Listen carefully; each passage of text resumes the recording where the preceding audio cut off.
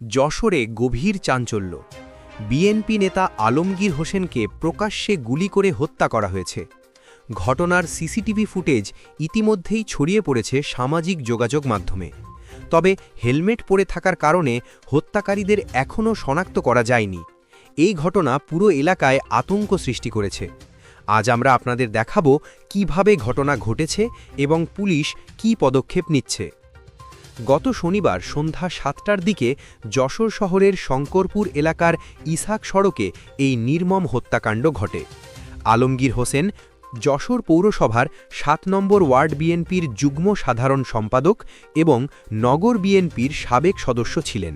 তিনি green properties নামে পারিবারিক প্রতিষ্ঠানের সঙ্গে যুক্ত এবং জমি বাণিজ্যে সম্পৃক্ত ছিলেন। সিসিটিভি ফুটেজ অনুযায়ী আলমগীর হোসেন বাড়ির দিকে যাচ্ছিলেন।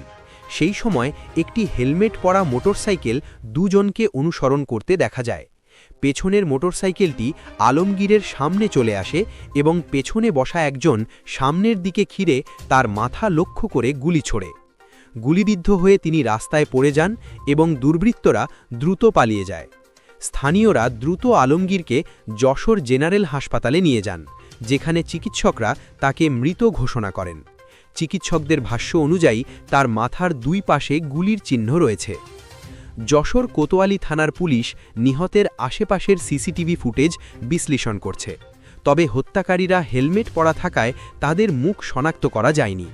পুলিশের তরফ থেকে বলা হয়েছে বিভিন্ন দিক থেকে তদন্ত চলছে এবং সিসিটিভি ফুটেজ একটি গুরুত্বপূর্ণ সূত্র হিসেবে বিবেচিত হচ্ছে। পুলিশ ঘটনার প্রাথমিক তদন্ত শেষ করে মামলা প্রস্তুত করছে এবং আসামিদের শনাক্ত করে আইনের আওতায় আনার চেষ্টা অব্যাহত আছে। নিহতের পরিবার এখনও কাউকে সন্দেহভাজন হিসেবে চিহ্নিত করতে পারেনি। স্থানীয়রা শোক প্রকাশ করেছেন এবং প্রশাসনের কাছে দ্রুত বিচার দাবি করেছেন। এই হত্যাকাণ্ডের পর শহরে নিরাপত্তা জোরদার করা হয়েছে, যাতে এমন ঘটনা আর না ঘটতে পারে।